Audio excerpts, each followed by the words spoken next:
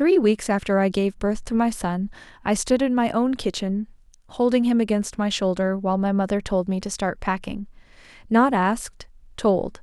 She stood there in her good wool coat, the one she wears when she's decided a conversation is important enough to dress for, purse still on her arm like she'd come specifically to deliver this and leave right after. My brother's family needed the house, she said, and I could find a rental because I was strong and they mattered more. She said it the way you'd read off a grocery list, flat and practical, no hesitation in it at all. What she didn't know, standing in that kitchen, was that a title search I'd ordered months earlier for a completely unrelated reason was still sitting unopened in my email, and that a piece of paper my grandfather signed 9 years earlier was about to matter more than anything either of us said that morning. My son stirred against my shoulder, making the small, uncertain sound newborns make right before they either settle or start crying in earnest, and I found myself patting his back automatically while my brain tried to catch up with what my mother had just said. The kitchen smelled like the coffee I hadn't finished, cold now in its mug on the counter. Outside, I could hear a neighbor's dog barking at something. Ordinary sounds, an ordinary Tuesday morning, and my mother standing there rearranging my entire life like she was moving furniture. Welcome to Sweet Payback Stories. Tonight's story begins in a kitchen that was never entirely my parents' to control in the first place, and ends with a family finally reckoning with exactly how much they'd forgotten or chosen not to remember about who actually owned the ground they were all standing on. My name is Talia Brennan.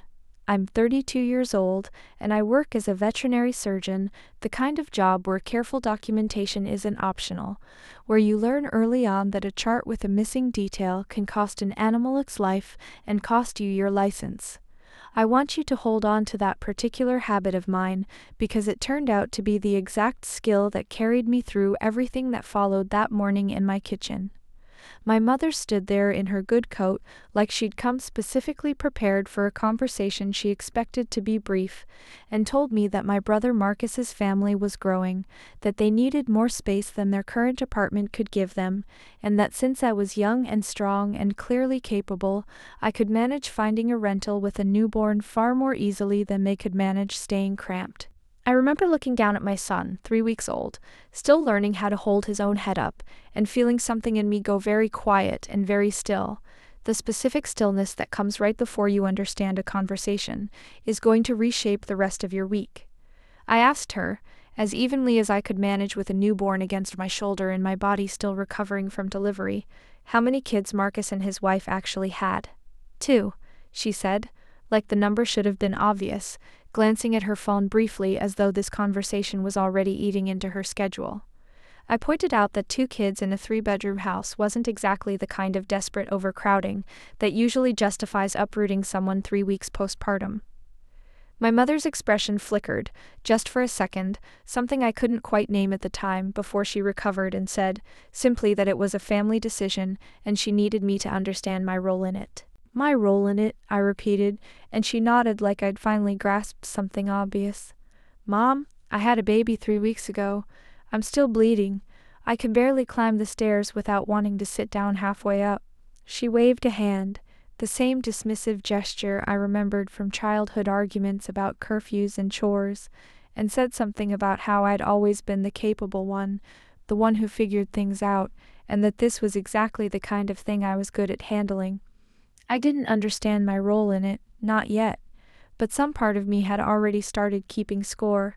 I need to back up here because you can't understand what happened over the following weeks without understanding the house itself and where it actually came from. My grandfather, my mother's father, helped my parents with the down payment on that house back when I was still in elementary school, a fact everyone in the family has always talked about vaguely, warmly, the way you talk about something that happened so long ago, the details don't seem to matter anymore.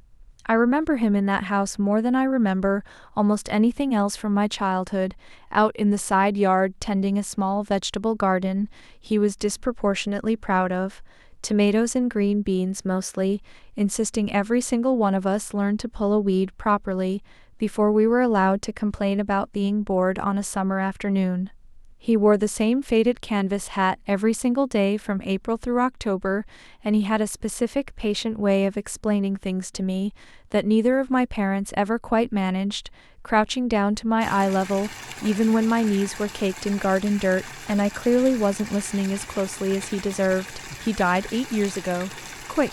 A stroke that took him within days, and in the disorientation of that loss, in a family more focused on grief than paperwork, funeral arrangements and casserole dishes, and my mother crying in a way I'd never once seen from her before or since. The specifics of exactly how he'd helped finance that house all those years earlier simply faded into the kind of soft, unexamined family lore nobody ever thought to revisit.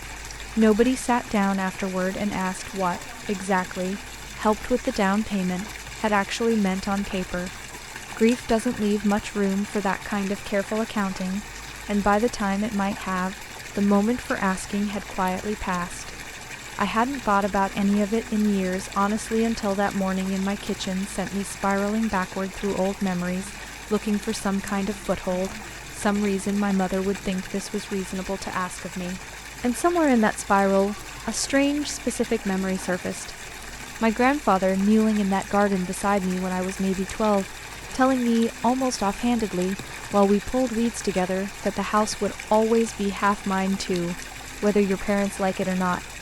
I'd filed that away as one of his odd, grandfatherly sayings at the time, the kind of thing older relatives say that doesn't fully register as meaningful until decades later.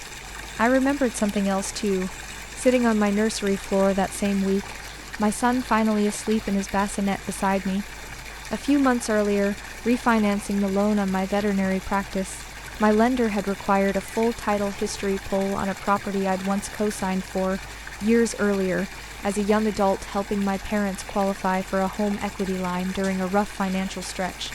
That property was this same house.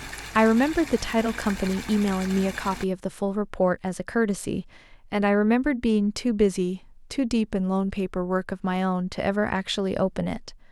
I found that email still sitting in my archive, 3 months old, completely unread. I opened it that night, my hands a little unsteady, my son's soft breathing the only sound in the room. What I found, buried in pages of dense legal language I had to read twice to fully understand, was a recorded joint tenancy interest my grandfather had placed on the house before he died, naming me specifically as co-owner with rights of survivorship. I sat there staring at my own name on a legal document I had absolutely no memory of ever discussing with anyone, understanding, slowly, what that specific legal phrase actually meant. When my grandfather died 8 years earlier, his ownership share in that house hadn't passed through his will, hadn't been divided among heirs the way most people assume these things work. It had passed automatically, immediately, entirely outside of probate, directly to the person named as his joint tenant. And that person was me. I called a real estate attorney the following week, a calm, precise woman named Ingrid, who has a way of making even the most disorienting legal information feel manageable simply by the tone of her voice. She reviewed the title report carefully, walking me through it, line by line over video call, her reading glasses catching the light from her monitor as she scrolled. "Okay," she said, more to herself than to me, pausing on a specific page. "This is not what I expected to find on a routine refinance pull."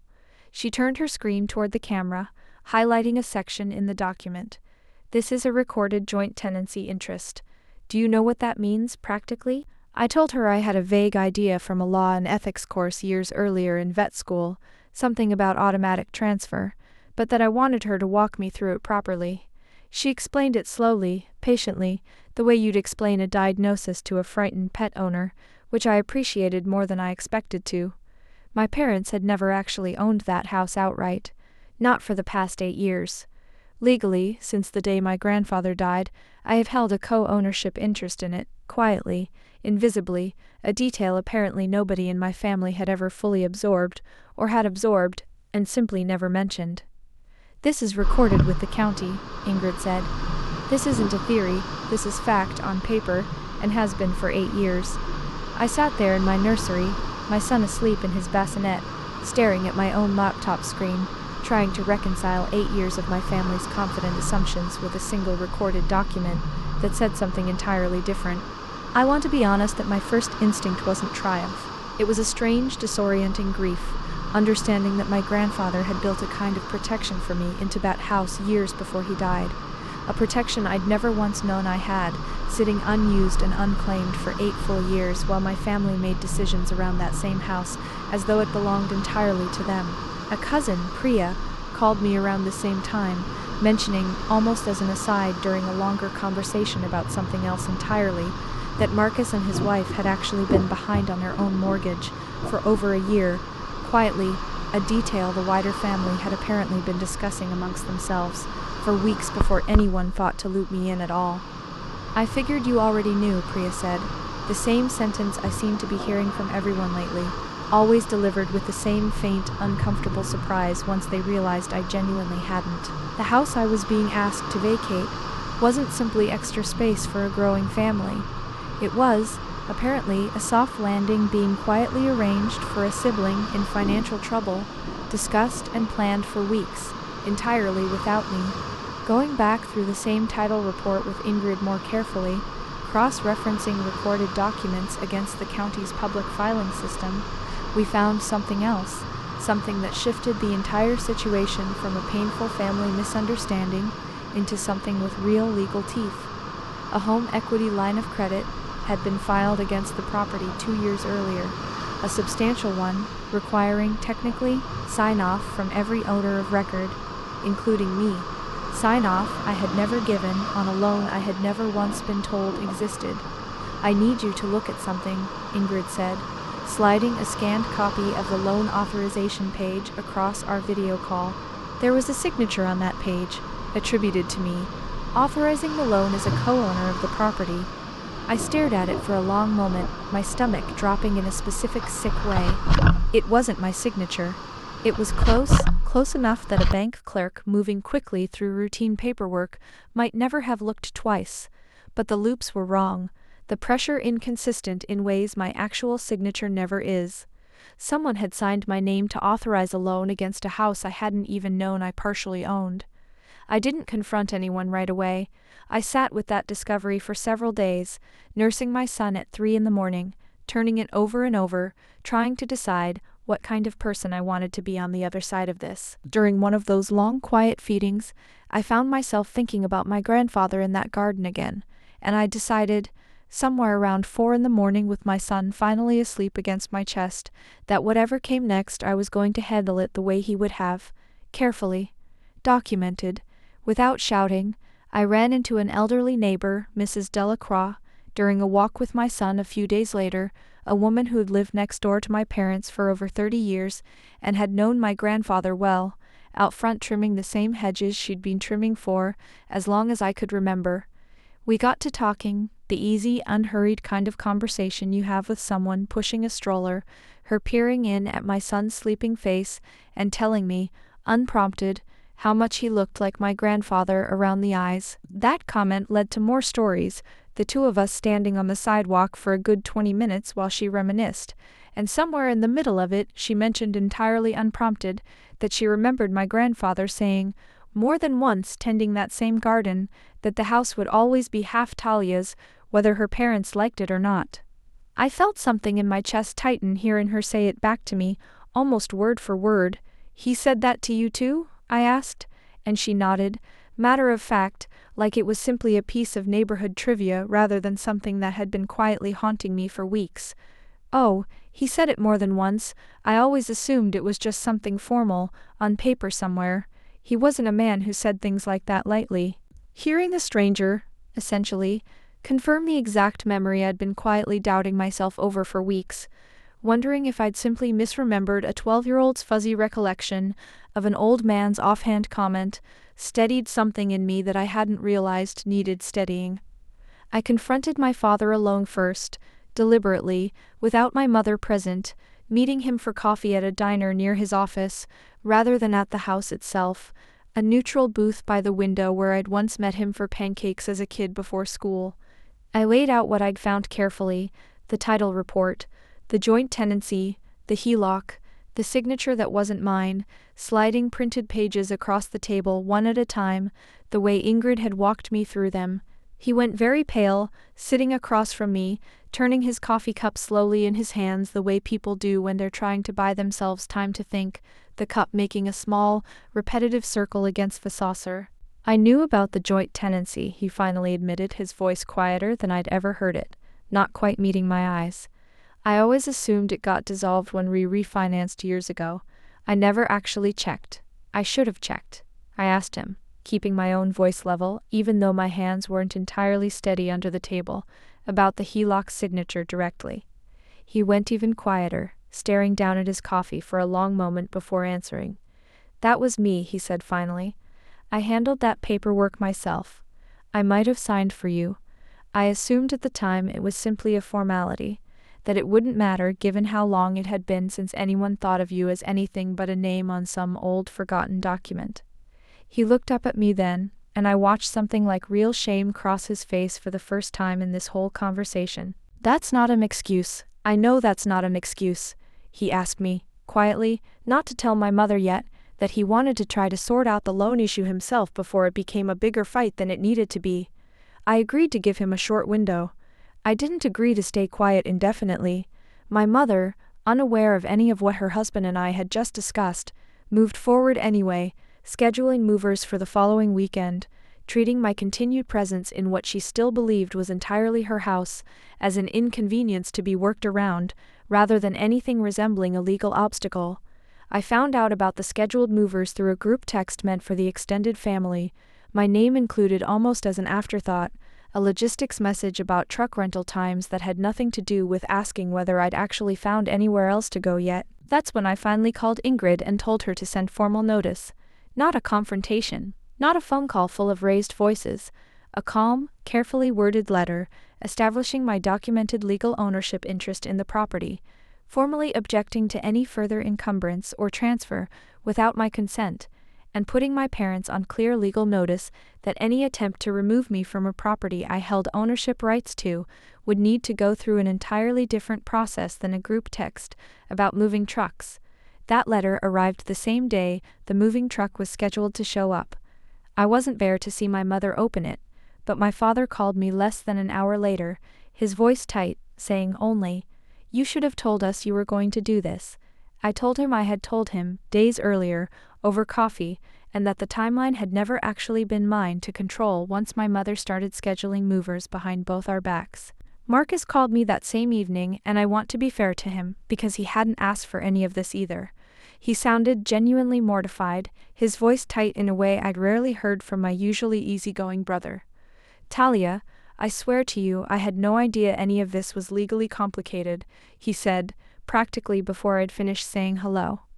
"Mom told me the house was available, that it made sense for us to move in, and I didn't ask enough questions. I should have asked more questions." I told him I believed him, and I meant it. We talked for almost an hour that night, longer than either of us had talked in months, and by the end of it, he told me he'd already started looking at other rental options himself.